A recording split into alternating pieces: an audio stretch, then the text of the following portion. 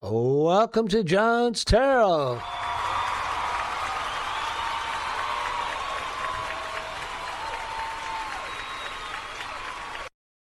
Welcome. I hope you've all been having a good week and things are working out for you. I am still this is my last day of talking about the divine wisdom, the goddess of Sophia. And this episode, I'm going to talk a little bit about what it means for us in the future. You know, this is kind of a journey if you decide to take the journey. You take the blue pill, the story ends. You wake up in your bed and believe whatever you want to believe. You take the red pill, you stay in Wonderland, and I show you how deep the rabbit hole goes. And that's kind of how it is. That's how it has been for me. I always identify so powerfully with that movie, The Matrix, because awakening up from a false reality has been kind of dramatic for me. Now, probably more dramatic for me than most because of the sobriety thing and the false reality I was living in 37 years ago. This is my sobriety birthday week. I've been sick all week and haven't been able to celebrate. I'm going to go and celebrate right after this podcast today. And the concept of Sophia, the archetype of Sophia living within me, that divine wisdom living within me and activating that archetype has really been an eye-opener for me. And this archetype lives within Christianity. If you tend to look in some of your books, your sacred books, it's there. Solomon had an engagement with Sophia, and he wanted to stay engaged with Sophia. I talked a little bit about how this concept has lived with humanity for thousands of years. The ancient Greeks, through the concept of Athena. And Athena's favorite animal was the owl. And why did she like the owl? Because the owl is able to see what other people cannot. It's able to see through darkness. It's able to see through illusion. And that's why Athena, or the goddess Sophia, the divine wisdom, that's what that experience is like after you activate that archetype. It goes back to the goddess Isis in Egyptian religion. These concepts are very ancient. And by just me talking about them, I'm activating them in your life. And hopefully it activates it to a point where you do a little investigation on your own and take a look at it. I just kind of live with it. And how that affects me is I live with it. I accept it. I didn't know such a thing existed. It was activated in my life. And I now live with that activation.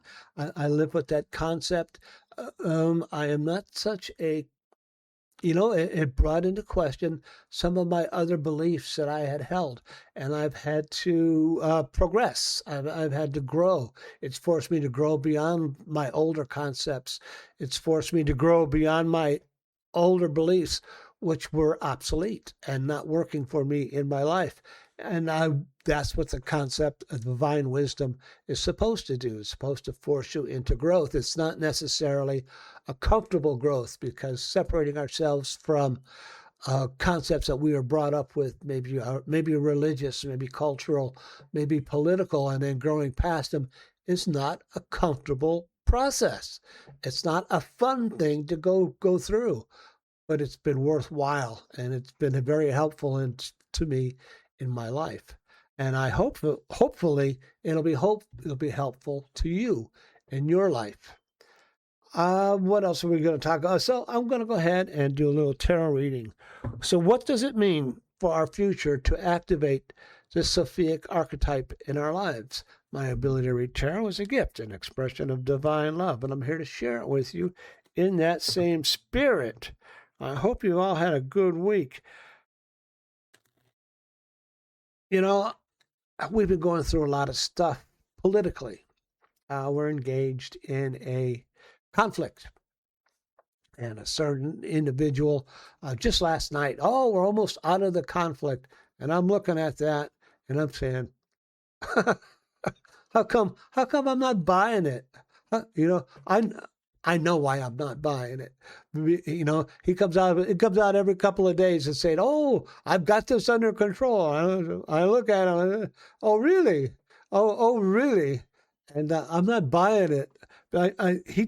This individual says a lot of stuff, and none of it's true. And I just laugh. There's nothing I can do about it. I'm just a small little bug on the internet, and what I say doesn't matter. I'm not a person with any power. I'm not a person with any influence, but I'm not a person that can be bullshitted so easily. If you want to be bullshitted, that is your business. If you want to activate a deeper concept of the archetype of Sophia in your life, well, maybe that is part of my business. So, what does it mean for the future? Activation of the Sophia archetype in individual lives. And even if this podcast activates it in just a couple of lives, that will make a difference. What does the activation of this Sophia archetype mean for our future? And we'll see what the tarot says about that. What does the activation of the Sophia archetype mean for our future? Our political, our spiritual, and personal future. Got the cards. The first card is the Three of Wands. What does it mean? It means that some of you have made a decision. Some of you decided to move forward, and you're waiting for some response from the universe. And that's probably what this podcast is a response to your decision to move forward. And it also means that other people are involved in your decision to move forward, and that they've supported you and they have helped you, and you need to remember that as you continue on your journey of awakening. Not to discard the people that have helped you, but to, hold them dear and hold them in esteem and help them when they need help. And what does this mean for our future? How interesting. The Ace of Wands. I don't stack these decks. You see me shuffling the cards. The Ace of Wands means new growth, new spiritual growth, new psychological growth. This is what the activation of the Sophia archetype means. It'll be new growth for you as an individual. And that it also has to do, you see the hand holding the wand, and also has to do with, how can I say this? Well, new growth, new energy, has to do with sexual energy too. And that's, you can see the hand holding the archetype of what that could possibly is. But it'll bring more growth, more energy into your life, and sometimes the old things, after the old things wither away and are no longer workable, new things are going to emerge. New concepts, new ways of dealing with the world, new ways of dealing with your work, new ways of dealing with your loved ones, new growth. And then finally, what does it mean for the future? You see that's the Six of Swords. You see a man with a woman in a boat, surrounded by swords, pushing it across a stream. And this is somebody who has the activation of this archetype means that you are going to be a person who has the ability to help others through difficult points in their life and to help guide them across difficult. This is the woman heading across a river, and then the guy with the holding her across in the boat is us, is people who have activated this archetype. We have the ability to help others through difficult times in their life, whether those times be spiritual, economic, or political. We have the ability to help others, and to activate this archetype in your life, you will have that type of ability to help others through difficult times in their life, and this will be recognized among your small group of friends. So, this is what I had on Sophia for the week. So until next week.